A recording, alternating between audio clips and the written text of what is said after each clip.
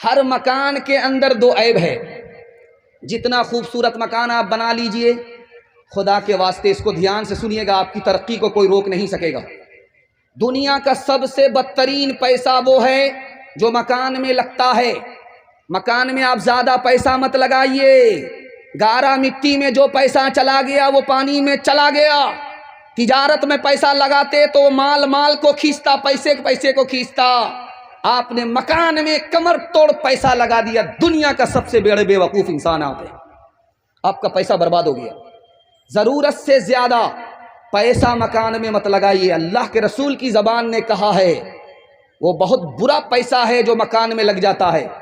تجارت میں لگتا تو بہت اچھا پیسہ ہوتا، پیسے کو کھینچتا.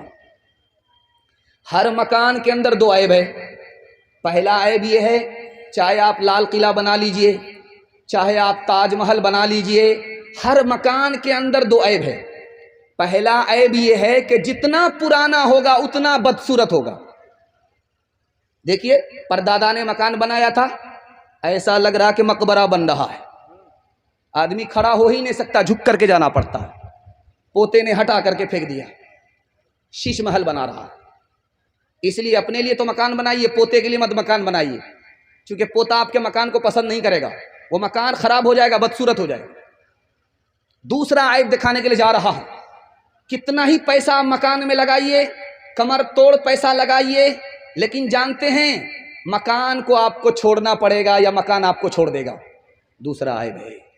مکان بنانا ہے تو پہلے پیسہ وہاں بھیج دیجئے، مرنے میں آپ کو ڈر نہیں لگے گا.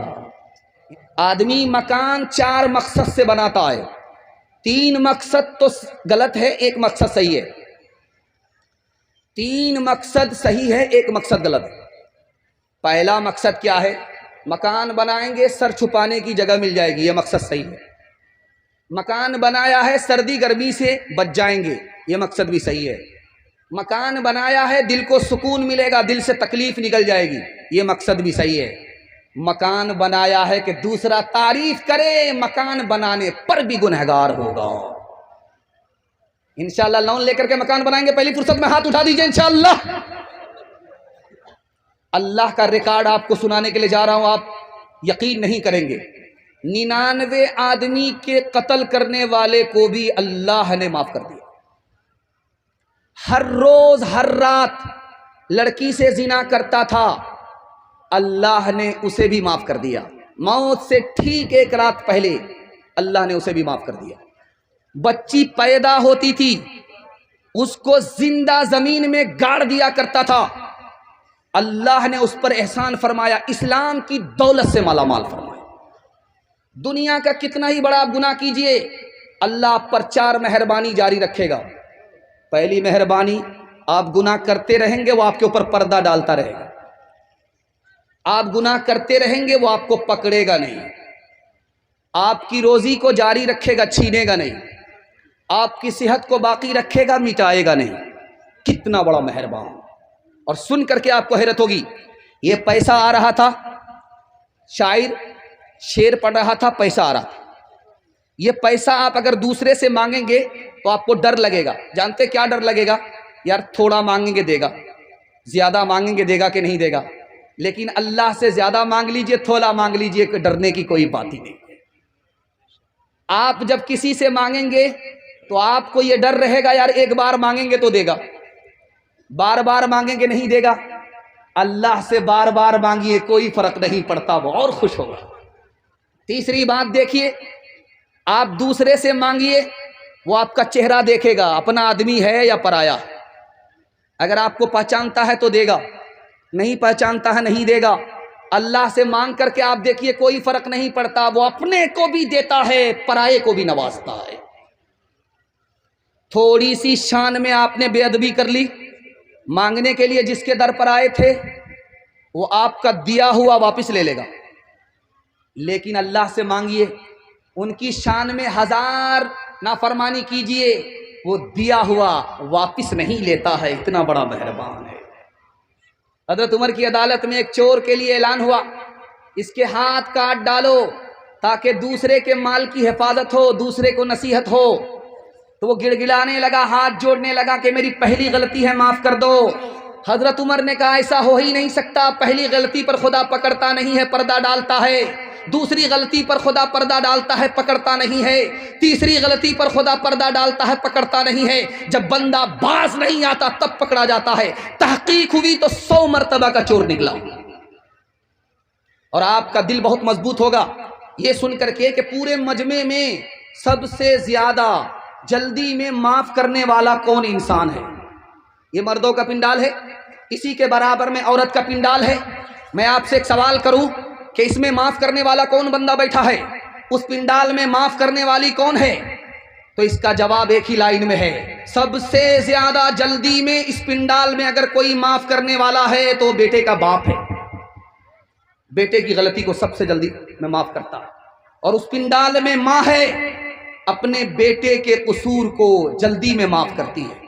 جانتے ہیں ماں بیٹے سے ناراض ہے، بات نہیں کر رہی ہے، لیکن جب عین کھانے کا وقت آتا ہے تو ماں بیٹی سے کہتی ہے بیٹی دیکھو تمہارے بھائی نے کھانا کھایا کہ نہیں کھایا۔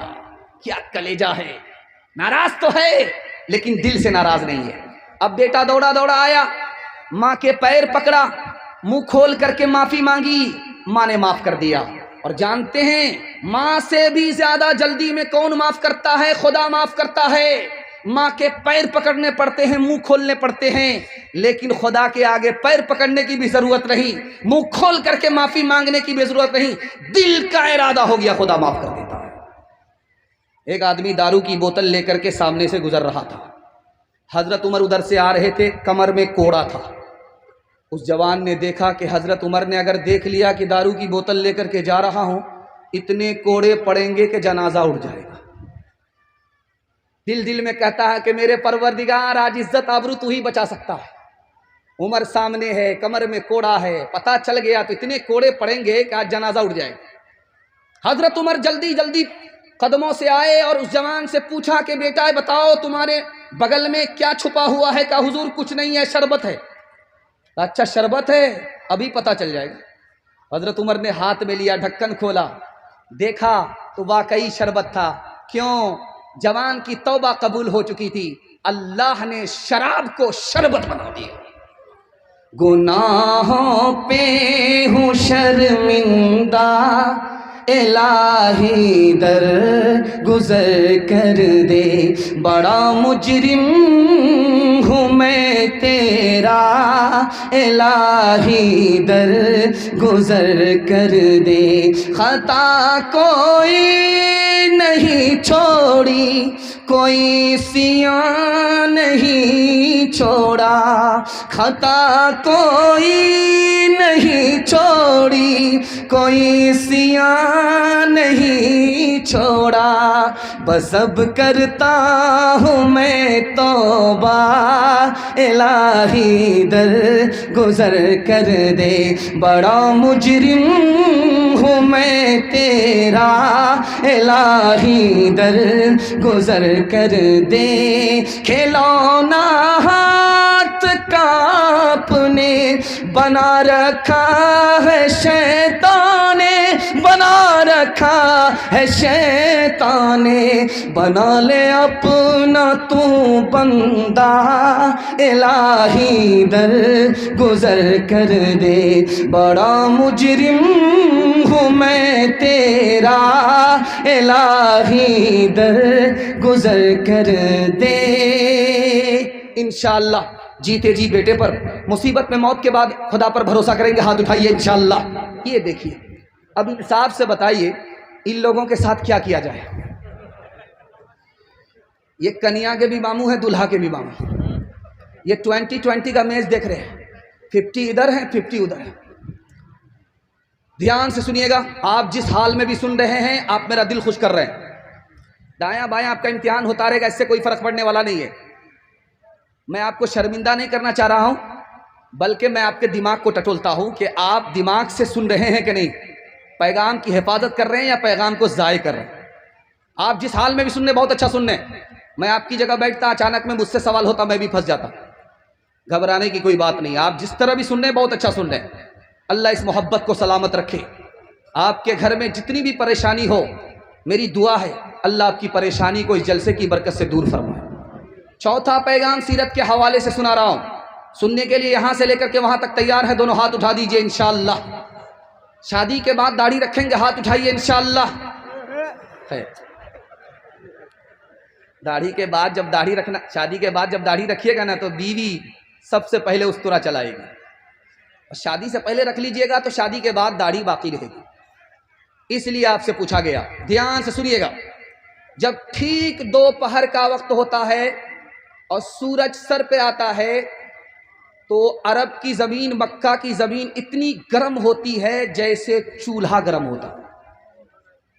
चूल्हे में अगर कोई पैर रख दे तो पैर जल जाता, और खाली पैर अगर दोपहर में मक्का मदीना की ज़मीन में कोई रख दे तो पैर जल जाता, फोका हो जाता, दाना निकल आता, आंवला निकल आता।